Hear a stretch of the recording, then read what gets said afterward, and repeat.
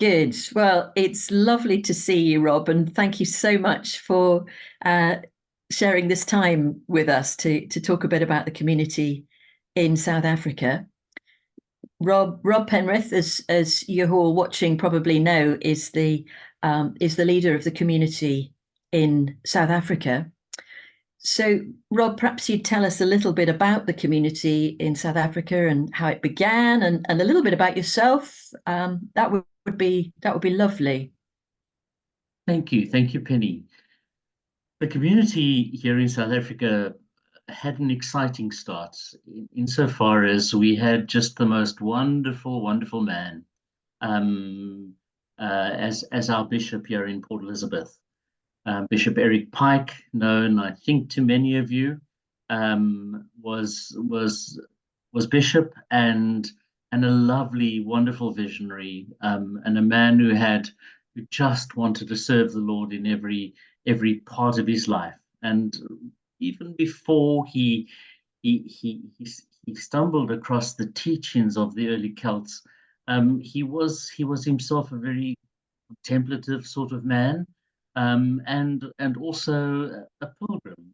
He knew he was on a journey. He knew that God was leading him to places, and expected that those would be the hard and the tough places of life. And it certainly was, because in those days, South Africa was just coming out of the apartheid years, and Eric had been a very staunch opponent of apartheid, and had stood firm against the evils of that system, and that had got him into scrapes with authority and what have you. But he held such a gentle, solid faith that I think he became a witness even in those circles, and was loved and respected by many.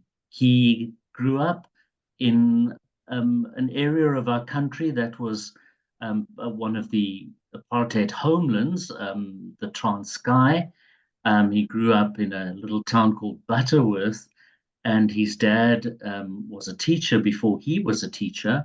But it meant that he had the incredible privilege of learning to speak the local language, which was the language, the isiXhosa language of South Africa, which meant that he had a lovely connection across the color line, a natural connection across the color line, which allowed him to minister freely to both um, to both sides of the fence, or the road in those horrible dark years of South Africa. Anyway, when we came out of those years, Eric continued to be a man of incredible leadership, and a real shepherd in parish ministry, first of all, and then ultimately in the episcopacy. And as I indicated earlier, that's where I first came to know Eric. We had a mutual friend between us, a wonderful woman by the name of Maureen Lang, and Maureen provided Eric with musical background to all of his missions and everywhere he went. And Maureen wrote me in at some stage to assist with something, and we became a very close little knit um, group of leaders and ministers. And it was then that Eric really introduced me to the teachings of Celtic spirituality and the early Celts. And in about 2019, 2018, maybe a little bit earlier than that, we began to see that as the community of Aidan and Hilda was the connection that Eric had, that we could ourselves um, draw people together into that kind of family. And we started going to a little town outside of Port Elizabeth, the town of George Penny. You came along and did teaching there, as did Brother Cassian at one stage, and Michael Mitten. And at a little Christian resort called Carmel, which beautiful resort on the top of a hillside overlooking the sea. and just gave a really thin place with a wonderful chapel in the center of the community. And for about from about 20, I hope I'm right with my dates, from about 2018 through to about 2020 or so, we had an annual pilgrimage to Carmel, and we would get 70 folk come in each year, and it was marvelous. Um, Eric sadly died. A lot happened in between, but I'm sure we don't have too long. Eric sadly died and was a great loss to me because we had become very, very close friends. I loved him dearly, and I know he loved me too. Mm. And but before he died, he simply instructed me, as would any bishop, as to what I was going to be doing in the future, and looking after the Celtic community was what I was going to be doing. And I received that call and that placement, as it were, in inverted commas, with joy and delight. And Maureen also sadly passed away in a motor accident. Um, but yes, from that point, I continued to have the privilege of shepherding our local community. We called ourselves the Mzansi community at that point because Mzansi stands for Southern, but we found that it's confusing because the title is used in too many other areas in life, and Oh, so we've reverted to the Celtic community of Southern Africa. Yes, yeah. oh. Penny, any questions on that? Yeah, thank you so much. I just have such lovely memories of Eric, and he is one of our Celtic saints, and I'm sure walks with us now. He was such a such an inspirational man. Yeah, yeah, yeah, and Incredibly so. yeah, and so lovely that he passed that on to you. That's very special, and I can imagine some of those Celtic folk that we know of in the past, doing exactly the same thing with their monastic communities, passing it on into trusted hands. Yeah, yeah. So Rob, Yes. what's what's going on today in the community? What's happening with you all now there? The community is spread between two major cities here in South Africa, and with some folk from adjacent areas, but largely our community is gathered in the south of the country around Port Elizabeth, which is now called Gqeberha, and Cape Town, which still has its name. Um, the community here in Port Elizabeth or Gqeberha is the larger of the two in terms of numbers as part of the community, but we have opportunities to get together insofar as every Thursday evening I do a PowerPoint evening prayer, and we get 35 or so folk coming to that, just a half an hour on a Thursday evening, but it gives us a point of connection. It gives us an opportunity to pray together, gives us the opportunity to be aware of where each other are, and to hear testimony, and to hear prayer concerns and the like. So that's given me a lot of connection a lovely ongoing connection with the community. I also have had opportunity to do quite a bit of what I have called daily devotion. So all the way through COVID times, I put out a daily devotion for the community for prayer, and that was very well received, and folk enjoyed that, and we try and keep the process going. If I have to be away for whatever reason, I will give them a devotion for that time, and seems to be appreciated and enjoyed. So and then once a year we have a quiet day. We have a Saturday normally, either in Cape Town. Well, we have one in Cape Town, one in Port Elizabeth, and it would be a quiet contemplative day, and we get 60, 70 folk coming to those, which is really, really nice. Yeah. Lovely, Yeah. lovely. Oh, it's lovely. Those those weekly prayer connections are so special, aren't they? It's yeah, very. lovely, lovely. And the people who come, you primarily white people, um, Yes. or Yeah. totally still, or Pretty much, pretty much totally. yeah, It's just a strange anomaly, and Eric couldn't put his finger on it, no, and I'm not able to either. But I think the kind of the roots of apartheid run very deep, yeah, even today, and the communities, the respective communities, simply feel um, more comfortable in their own contexts, in their yeah, own cultural contexts. And so the church is growing in both the so-called black communities and the so-called colored communities. The church is growing, but very seldom growing across the color, yeah, um, yeah, except for a handful, six, seven central parishes in Port Elizabeth, which have a very fair spread yeah, of both. But for our quiet days, we probably get five or six folk of other color coming in for yeah, the quiet yeah, days, but not for the ongoing community life. Yeah. yeah, yeah. It's an interesting one, isn't it? And I mean, we would say the same in our country. Um, and I don't, the States is probably similar. Yeah, Yeah. Yeah.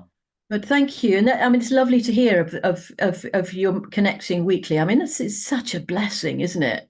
You Oh, know, it's this be enormous able to for all do of this us. online, all of us, and how that enables a community to grow in depth and Yes. care for one another. It's just lovely. And praise God for Zoom, Absolutely. and that's a Yes. little bit thank you to COVID, really. Yeah, yeah. And Good came this out. time when we can share together like this and Yes. folks can hear you, it's lovely.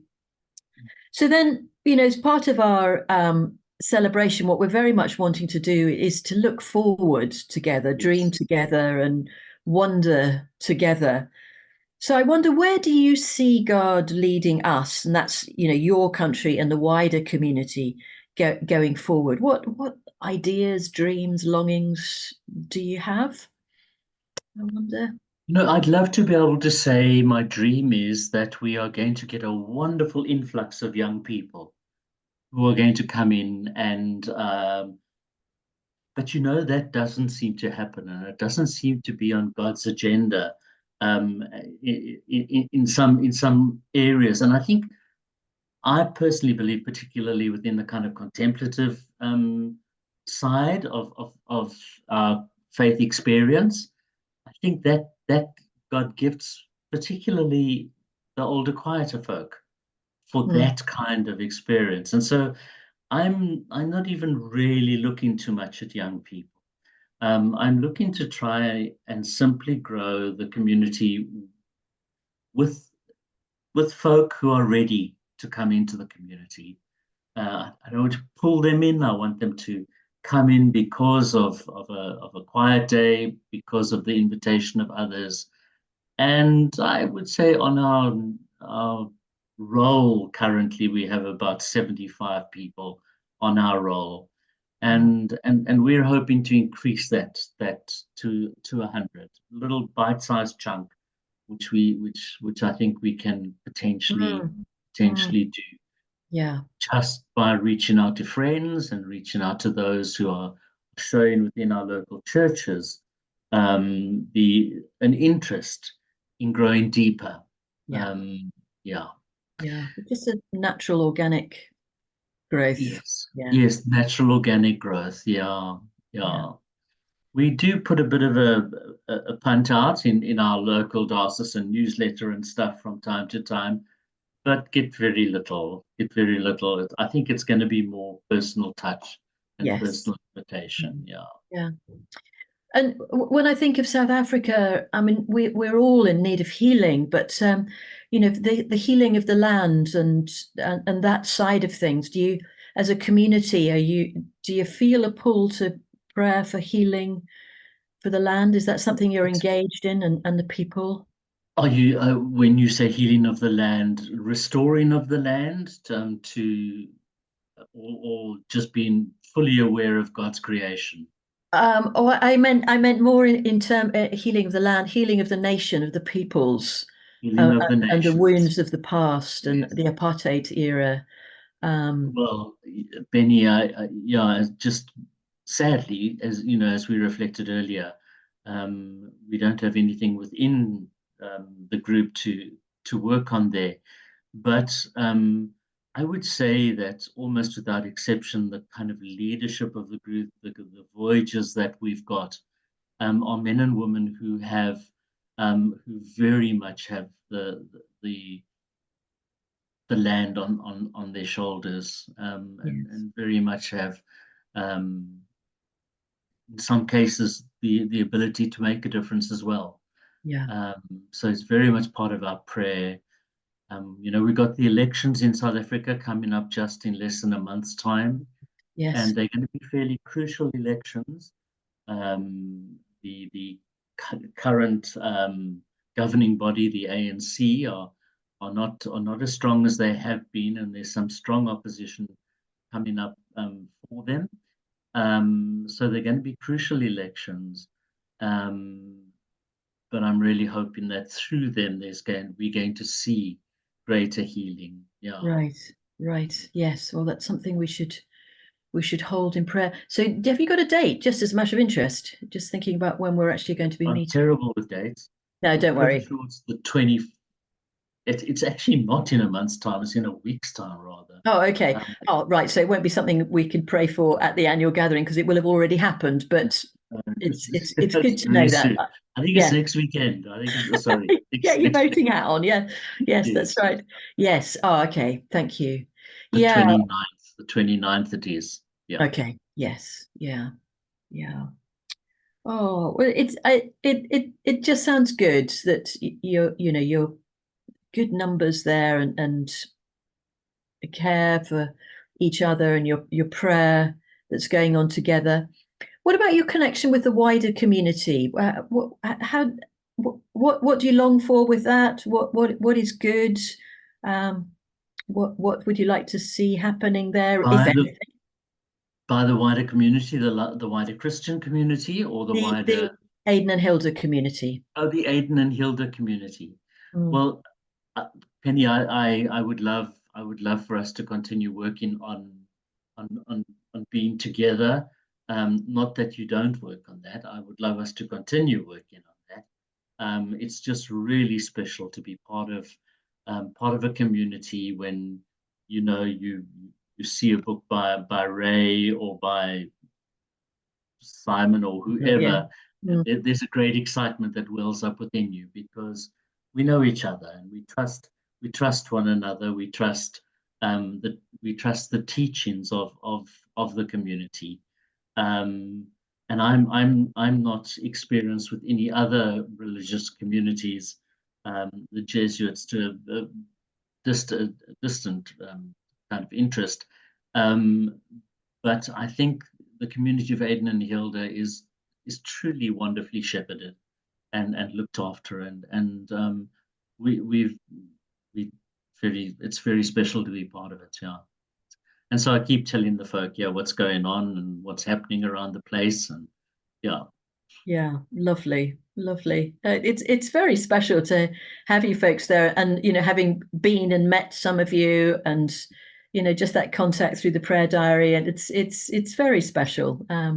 You do feel like you know people and are connected. So it's yes, indeed. yes, may that continue and to grow. Amen. And yeah, yeah. Amen, Penny. Oh. Yeah.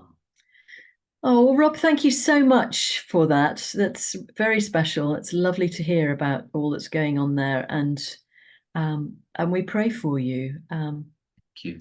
Thank Yeah, you. yeah. Thank you. Bless you. Okay. Yeah. It's just